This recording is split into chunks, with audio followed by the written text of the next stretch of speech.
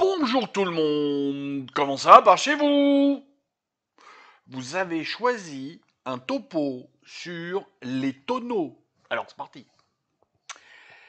Nous allons brosser un bref portrait du tonneau, puis nous allons parler des 13 types de tonneaux que j'ai trouvés. Il en existe d'autres. Oui, parce qu'en fait on va même parler d'un 14e, mais bon, 13,5 on va dire, histoire de pas porter 1, 13 quoi. Mais il y en a d'autres, hein. Il y en a d'autres, mais je n'ai pas trouvé d'infos pertinentes. C'est des tonneaux qui n'existent plus ou pour des usages très très spécifiques. J'ai préféré rester sur les 13 trucs à peu près standards, classiques, normaux. Avant de commencer, je voudrais vous remercier pour les votes, hein, c'est très très gentil. Mais du coup, 14 ou 15 votes? Parce que, en fait, il y a quelqu'un qui a dévoté. Alors déjà, je ne savais pas qu'on pouvait. Et en fait, c'est facile, tu reviens, tu cliques sur ton vote, pouf, c'est comme si tu n'avais pas voté. C'est bizarre comme comportement, ça. Bah, hier, quand j'ai bloqué le truc, parce qu'en fait, je tourne avec beaucoup de retard, là. Journée compliquée hier, du coup, je tourne aujourd'hui. Là, je suis à. Il est 15h, il est 15h47. Là, oui, je me dépêche pour vous livrer ça à 18h. Je me bouge. Hier, il y avait 15 votes, aujourd'hui, il y en a 14. Bizarre. Bon, peu importe, voilà. Je suis toujours curieux, moi, de ce genre de truc. Je trouve ça bizarre de revenir et de faire clic, je veux plus voter. Bon. Sous-entendu, si la personne qui a fait ça est gentille, elle me laisse un petit mot pour m'expliquer, ou j'en sais rien, mais sans plus, quoi. Je vous dis juste de la curiosité mal placée, comme à chaque fois avec moi. Entrons dans le vif du sujet, on se met dans le tonneau, et puis on va voir ce que ça dit. Alors, un tonneau, ça sert à transporter du liquide au départ, hein, et puis du bon liquide, parce que c'est du vin, de la bière, ou des trucs comme ça, d'accord. Plus tard, ça servira pour transporter un peu tout et n'importe quoi. Vous allez voir, ça devient une unité de stockage, de transport un peu standardisée, justement, et c'est pour ça qu'il y a des mensurations. Le tonneau, ça existe depuis au moins les Gaulois. De toutes les recherches que j'ai faites, j'ai rien trouvé avant les Gaulois. Donc ça veut dire que c'est les Gaulois. Peut-être qu'il y a un truc avant, mais pas trouvé. Donc, parce que j'ai pas trouvé non plus, les Gaulois ont inventé les tonneaux. C'est pour ça que je reste un petit peu entre les deux. Ça a toujours eu cette forme ronde et puis bombée comme ça. Pas un parfait cylindre, hein, mais toujours bombé. Alors après, on va voir justement en fonction des hauteurs et des diamètres. Et puis les bombages, on n'en parle pas trop parce que c'est pas prévu. Mais c'est surtout les circonférences, enfin ouais, plutôt les diamètres. Ouais, c'est plutôt les diamètres qui sont exprimés. Et puis après les contenances. Tout simplement, pourquoi ils ont inventé ça, les Gaulois? Parce que c'était plus facile pour transporter le vin, la bière, la cervoise, les machins, les trucs, que les amphores de Romains, en terre cuite, là. Voilà. Moins fragile. Tu tapes un tonneau, c'est pas grave. Tu tapes une amphore, bim, ah, merde, tout le monde par terre. Voilà. On va pas en dire beaucoup plus, parce que, comme je vous ai dit, l'histoire enfin, le but de cette vidéo, c'est un topo sur les différents tonneaux qui existent et leur capacité. Pas sur l'histoire du tonneau, d'où ça vient, pourquoi et comment. C'était pas le but. Si vous avez cru ça, désolé, j'ai mal fait le résumé, alors dans ces cas-là. Entamons la liste. On va commencer par le tonneau, tout bêtement. Et puis voilà, et puis je vais vous mettre là. Ouais, là, un peu comme d'habitude. Je vais vous mettre des images que j'ai trouvées pour illustrer. Alors effectivement, là aussi, j'aurais bien aimé trouver un humain à côté à chaque fois. Et il n'est pas trouvé. Du coup, vous allez voir un peu toujours la même chose, sauf que ça n'a pas la même taille.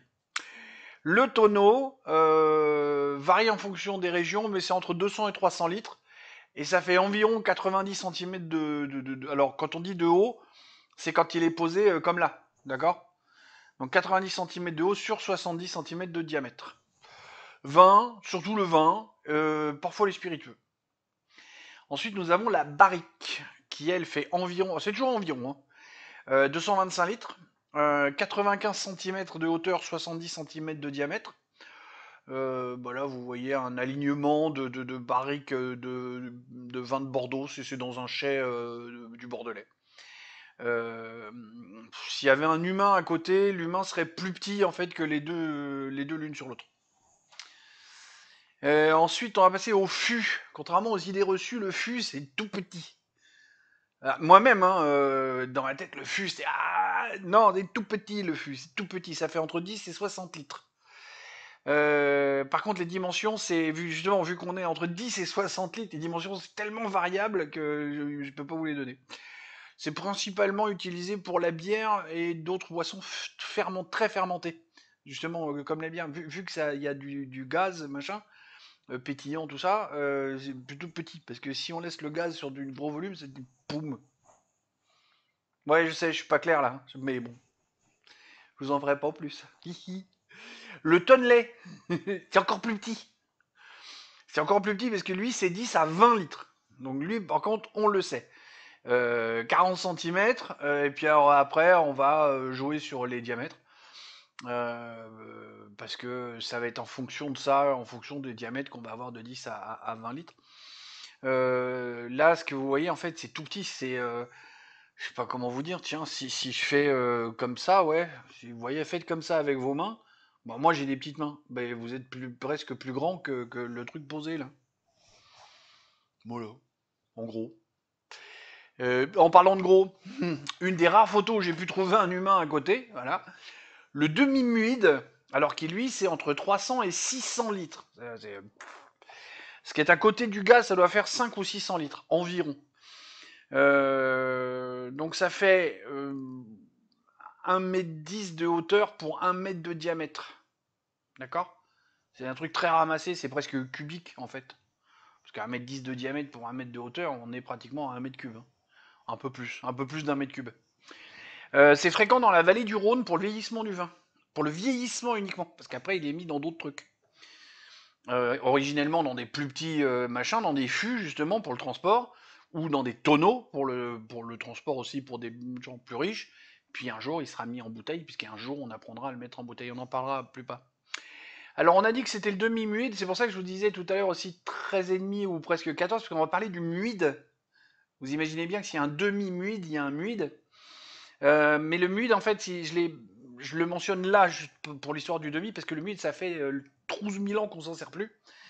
Donc lui, il faisait vraiment 1200 litres. C'est le gros truc.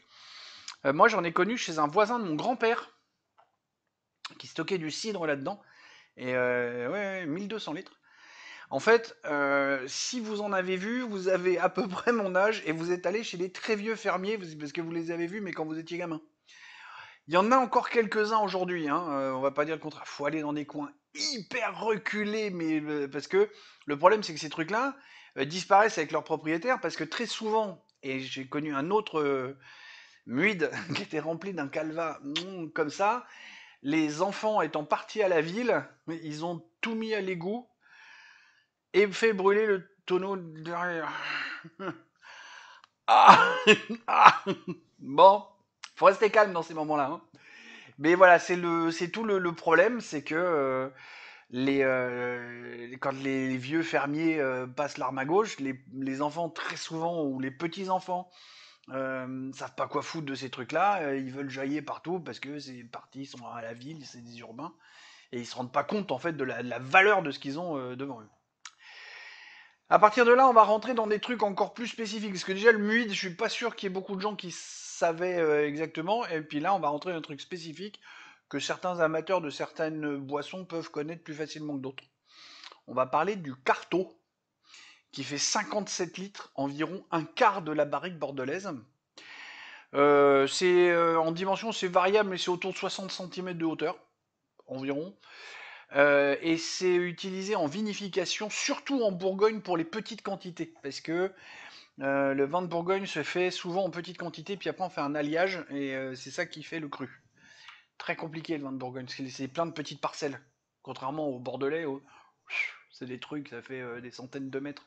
Vous avez des vignes sur des centaines de mètres comme ça, alors que en Bourgogne, non. Quand vous avez une vigne qui fait 100 mètres, c'est un maximum. Alors là, je suis embêté parce que j'ai pas réussi à trouver si ça se disait pipe ou pipe, parce que j'ai pas réussi à trouver à savoir s'ils étaient vraiment anglais ou complètement européens et donc pipe parce que c'est une pipe. C'est du lourd, ça fait 500 litres, ça fait 1,30 m de haut pour 80 centimètres de diamètre. C'est surtout utilisé au Portugal. Donc effectivement, on pourrait me dire, ah bah oui, c'est facile, c'est portugais, donc c'est pipé. Euh, Pourquoi pas, mais j'ai eu un doute parce qu'avec les recherches que j'ai fait, il y a un moment, j'ai plutôt eu l'impression que c'était anglais. Parce que les anglo-saxons, transport maritime, ils ont imposé plein de trucs. Donc c'est surtout utilisé au Portugal pour le vieillissement du Porto. Visiblement, le Porto, ça se vieillit en grosse quantité. Euh, Alors là, par contre, j'ai utilisé en Écosse, donc c'est Butt. Et vous avez vu le nom, hein? Oui, oui, oui, bien sûr. Pardon, je vous ai pas dit, mais je mets le nom en même temps que l'image. Non, j'ai tapé ça pour avoir l'image, je vous raconte pas les. C'est pas du tout ça qu'on m'a montré. Pour ceux qui parlent pas anglais, prenez Google, tapez ça et cliquez sur image. Vous allez voir, c'est marrant. Donc ça fait environ 477 litres. J'aime bien le environ quand c'est. Bref. Ça fait 1,20 m de hauteur pour 95 centimètres de diamètre, utilisé en Écosse pour le whisky et parfois pour le sherry en Espagne. Euh, on va parler maintenant du Hogshead. Donc là, on entre chez les amateurs de whisky, hein. Clairement. Moi, j'aime pas le whisky, donc du coup, j'ai découvert en même temps. Ça m'a fait très plaisir de préparer cet épisode. Le Hogshead, c'est 238 à 250 litres, environ 1 m de hauteur. Pareil en Écosse pour le whisky et aussi parfois pour la fabrication du rhum. Le Puncheon. Alors, et c'est là, voilà, cette photo, c'est ce que j'aurais dû vous mettre au début, mais j'ai préféré vous la garder pour là. Je la mets volontairement un peu plus grosse. Alors j'ai décidé de dire Puncheon parce que ça m'a l'air d'être pareil écossais anglo-saxon. Le Puncheon, vous en avez deux modèles. Alors en partant, je sais pas si mes doigts, parce que vu que bref, normalement vous voyez, vous avez le butt, vous avez un Puncheon et un autre Puncheon. Ça doit être comme ça. Non, non, en fait ça va faire. Tiens, vous avez le butt, vous avez un Puncheon et un autre Puncheon. Voilà, ça doit faire ça, je crois. Encore une fois, parce que ma caméra, j'ai toujours pas. Puis vu que j'ai pas le temps de me plonger dedans pour comprendre. Non, j'ai pas le temps. Je suis complètement débordé à chaque fois entre mes rendez-vous médicaux, mes machins, mes trucs. Je suis désolé. Il y a des trucs tout cons comme ça. Faudrait que je me pose 3 heures pour comprendre le truc et je n'arrive pas à trouver ces 3 putains d'heures. C'est comme ça. Donc Puncheon. Et là, vous voyez, le butt, il y a comment on avait dit celui juste avant, le Hogshead qui est là. Vous voyez, bon, voilà, comme ça vous donne des différences entre elles. J'ai pas réussi à trouver des belles images, des trucs sympas. J'ai ramé sur certaines. Sur celui d'après, alors je crois que c'est une feuillette, contenance de 114 litres, environ 80 centimètres de hauteur, qui est typique de la Bourgogne et parfois de la Champagne. Ça a été une galère parce que Feuillette, c'est aussi le nom d'une chaîne de boulangerie. Donc tu tapes Feuillette dans Google et on te sort la tronche des boulangers qui sont pas boulangers parce qu'ils sont là pour faire la pause. C'est pas des boulangers ni des pâtissiers, c'est des acteurs qui sont là. Bref. Du coup, tu es obligé de taper Feuillette tonneau ou Feuillette contenant et ça te sort des trucs parfois bizarres. Donc ça, a priori, c'est une vraie Feuillette machin parce que de ce que j'ai compris, les bourrelets là qui est en plus en bois, c'est typique des feuillettes. Mais je suis pas sûr de ce que je dis, attention, hein. Le quart ou carte, ça dépend. C'est pas un gros tonneau, ça fait 57 litres, mais c'est un tonneau qui est plus allongé. C'est pour ça que j'ai pas réussi à trouver les dimensions, parce qu'ils disent un peu n'importe quoi, mais c'est un tonneau qui est beaucoup plus allongé. Et nous allons conclure sur le fameux baril, où j'ai piqué ça sur un truc de décoration, comme vous pouvez le voir, parce que je me suis même pas fait chier à nettoyer l'image. Bon, vu le nombre de viewers que j'ai, je mets au défi l'un d'entre vous de venir me dénoncer, ce serait quand même couillon. Le fameux baril, alors là c'est le baril originel, hein, parce que maintenant un baril, il est beaucoup plus soit en métal, soit en plastique, mais originellement il y a un truc en bois, un tonneau qui s'appelle le baril. La contenance est souvent autour de 50 litres, souvent pour de la bière. Et puis après, ben, les dimensions, alors là, c'est comme on peut. Euh, donc souvent pour de la bière, pour la consommation finale de la bière. C'est vraiment, bam, on met le baril en perce et vas-y, on boit la bière là. Ce qui fait que le baril a aussi été utilisé pour de l'essence, pour de l'huile, pour plein d'autres trucs. Mais après, c'est vraiment plus tard dans l'histoire que ça va venir. Vraiment, ça. On a commencé à utiliser tout un tas de récipients, de tonneaux, enfin de cette forme-là, pour autre chose que du vin ou de la bière, enfin des boissons plus ou moins alcoolisées. Fin de Renaissance, ouais, on est 17e siècle. Ouais, oui, quand même, à peu près. C'est toujours à peu près sur ces trucs-là, parce qu'il n'y a pas une date de rupture nette. Il y a deux ou trois trucs on a 50 tonneaux de vin, puis 2 tonneaux de viande séchée. Puis après, on a 40 tonneaux de vin, puis 10 tonneaux de viande séchée.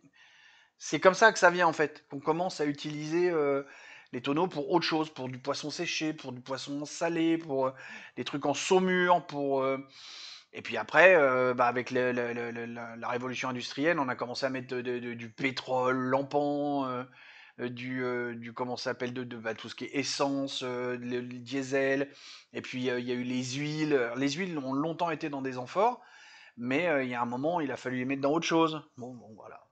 Voilà pour un petit peu le truc. Encore une fois, cette liste n'est pas exhaustive, mais j'ai couvert les types les plus utilisés encore aujourd'hui. Hein, voilà. Je vais vous faire une petite conclusion, parce que le tonneau est aussi une mesure de bateau de marchandises. Hein, j'ai commencé à effleurer. Le truc vient du nombre de tonneaux qu'un bateau pouvait embarquer. Et comme à cette époque-là, alors c'est l'époque dont je parle là, c'est l'essor du commerce maritime qui est environ pendant la Renaissance. Environ, hein, les spécialistes de l'histoire, détendez-vous, on est là pour un vernis culturel, pas pour devenir un expert. Hein. Mais dans le courant de la Renaissance, c'est là qu'on a l'essor vraiment du commerce maritime. Avant, ça bougeait, mais pas trop. Donc du coup, le tonneau tendait à se standardiser et pour le transport de marchandises de toutes sortes, hein, c'est là qu'on va commencer à mettre de plus en plus de trucs bizarres là-dedans. Et ça a commencé à compter, on a commencé à fabriquer des bateaux pour dire lui il tient 300 tonneaux, lui il tient 500 tonneaux, lui il tient 1500 tonneaux, et puis concours à celui qui a la plus grosse comme d'habitude, et moi je te ferai un bateau plus gros avec 3 milliards de tonneaux dedans. Voilà. Aujourd'hui, on a gardé cette idée-là, un bateau de marchandises a toujours une jauge, mais alors là on n'est plus sur un nombre de tonneaux qu'on peut aligner, on est sur vraiment une unité de volume en fait. Et puis vu qu'on est dans le maritime, on va rester c'est sur le pied cubique. Un tonneau, c'est 100 pieds cubiques, soit 2,83 mètres cubes, pour être précis. Et puis je vais m'enrichir d'une deuxième conclusion, parce que tonneau, vin, moi j'aime bien et ça m'a rappelé une anecdote en matière de vin. Pourquoi les bouteilles de vin en France font 75 centilitres et pas 1 litre, hein? Et bien tout simplement parce qu'une barrique bordelaise, ça fait 225 litres. Ouais, non? Calcul mental, pas à cette heure-là. Alors en fait, c'est sympa parce qu'à chaque fois que j'essaie de faire du calcul mental avec quelqu'un, il me dit toujours c'est pas à cette heure-là. Et peu importe l'heure qu'il est, toujours la même rhétorique. Bon, 225 litres, ça fait 300 fois 75 centilitres. Facile, non? Et finalement, pourquoi? Ben, on va revenir sur nos copains anglo-saxons qui justement avec l'essor du commerce maritime, avec tout un tas de choses comme ça, et puis la Renaissance, puis l'Empire, puis tous ces trucs-là, achetaient pas mal de vin en France, bien entendu, puisque on a les meilleurs vins depuis très très longtemps, surtout à Bordeaux. Et comme le client est roi, ce truc qui se perd ces derniers temps là, les transporteurs se sont alignés au système métrique. Et si vous regardez bien, 6 bouteilles de 75 centilitres, ça fait environ un gallon. D'accord? Et 300, ça se divise très bien par 6 ou par 12. C'est-à-dire que quand vous mettez 300 bouteilles dans une barrique bordelaise, d'accord, donc vous passez de 300 bouteilles à 75 centilitres à 225 litres, 6 bouteilles, ça fait un gallon, et là, je crois que je vais me perdre dans mon calcul mental, et la barrique doit faire 50 gallons. Si je dis pas de bêtises. Puisque 5 fois 6, ça fait 30. La barrique, 50 gallons. Bon, 10 dollars du gallon, je te paye tant. Et voilà. Ça fait l'heure et Michel pour nos copains d'outre-Manche et nos copains d'outre-Atlantique. Bon, peut-être pas si copains que ça finalement. Mais bon, c'est une autre histoire, ça. D'accord? Si vous êtes encore là, commentez bière. Parce qu'on n'en a pas assez parlé. Et du coup, ça vous branche un système, un truc sur le système impérial anglo-saxon. Je vous le mets dans le sondage de ce soir, en plus des autres sujets. Voilou, pas grand chose de plus à en dire. Je vous aime tous, des bisous et à la semaine prochaine.